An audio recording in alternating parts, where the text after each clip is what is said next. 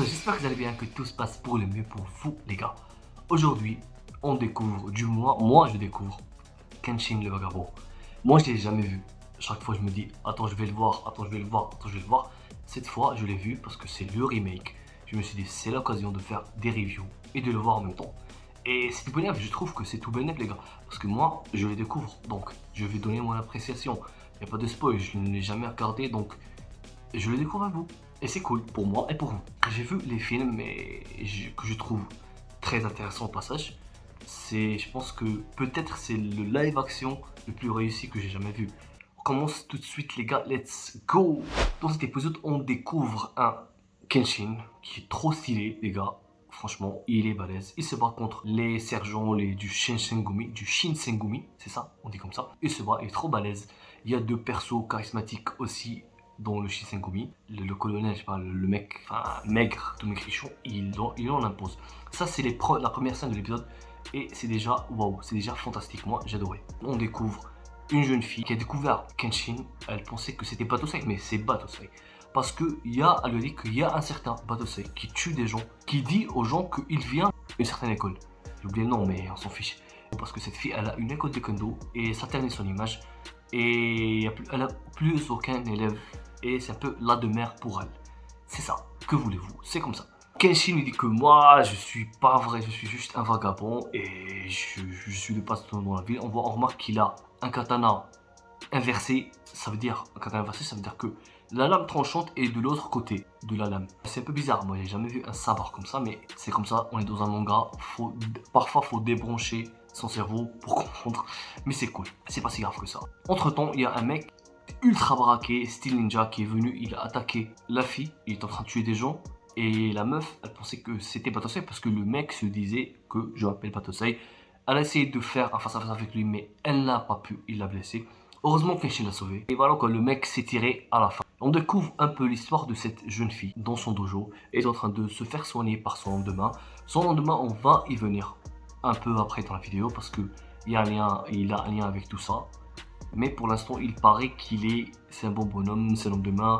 Je sais pas, c'est juste un PNJ, on s'en fout de ça. Alors raconter un peu son histoire à Kenshin. Il a dit que son père a fondé cette école de kendo et il voulait pour prôner ou pour prêcher, pour je sais pas quoi, pour montrer que le sabre a de bonnes valeurs, pour véhiculer les valeurs du sabre de la vie. Et ça, ce mot-là, j'ai rien compris. C'est quoi le sabre de la vie? Logiquement, un sabre, ça donne la mort, ça donne pas la vie. Donc, c'est un peu tiré par les cheveux, mais je sais pas. Enfin, c'est une philosophie. C'est leur philosophie. Et son père est mort dans la guerre, parce que son père est un policier. C'est l'équivalent d'un policier. J'ai oublié de vous dire que ça se passe à Tokyo, dans l'ère Meiji, normalement en l'an 1787, normalement. C'est l'ère Meiji, normalement. Je connais pas tous les airs du Japon. Je connais pas l'ère Meiji et l'ère Sengoku. Il y a beaucoup d'airs. Enfin, c'est l'équivalent d'une décennie ou un truc du genre. Ou d'une centaine d'années, enfin chaque centaine d'années, il y a une nouvelle ère. Elle lui explique un peu qu'elle veut venger son clan et que ce mec-là, le faux Batosai, il a terni l'image de son dojo et qu'elle avait 10 élèves, mais tout le monde s'est barré par peur parce que la réputation, elle est ternie et donc c'est banqueroute pour elle.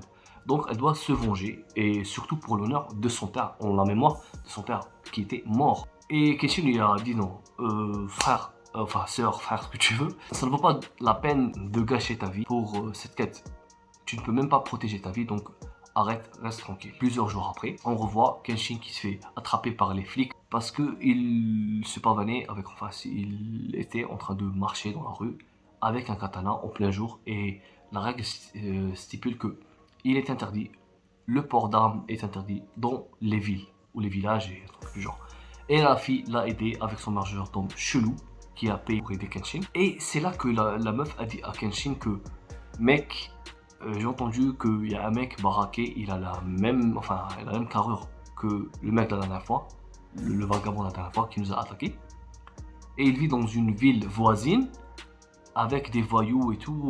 Il y a un petit dojo où il y a des voyous et tout. Et normalement, c'est ce mec-là, avec ces mecs et tout. Donc Kenshin est allé, il les a tranchés avec style et tout. Il y avait pas mal de bonhommes là-bas, mais Kenshin est balèze, il les a tous tranchés et on voit la technique de malade mental de Kenshin. Pendant ce temps, cette meuf-là, j'en viens à l'homme de main. L'homme de main, son objectif était de faire fléchir la meuf et que cette fille lui signe un papier pour qu'elle lui vende ou pour qu'elle vende son dojo. C'était ça son objectif. Et en fait, il était de mèche avec le faux Batosai.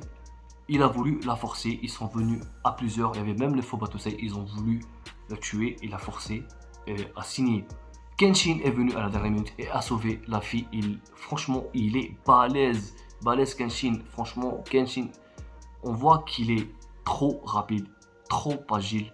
Et il a une observation de malade mental. Enfin, c'est ce qu'ils ont décrit dans l'épisode, mais il n'y a pas besoin qu'ils nous décrivent, les gars. On le voit, il est trop balèze, il est trop chaud, Kenshin. Finalement, son sabre qui est inversé, sa lame inversée, elle est faite pour le brider, pour le mec se bride lui-même pour ne pas tuer trop de personnes. Au final, il sauve la meuf. L'autre, il l'a one-shoté. Il l'a planté dans le sol du décor du dojo. Le mec fait pas, le baraquet fait partie du dojo maintenant. Et il a voulu se barrer. Directement, il dit que moi, c'est moi le vrai Batosai. Et c'est le moment pour moi de partir, mais la meuf a insisté pour qu'il reste. Et finalement, il a décidé de rester avec elle. C'était la fin de l'épisode. C'était un très bon épisode. Et voilà, gars. J'espère que ça vous a plu. Je suis un peu fatigué de tourner.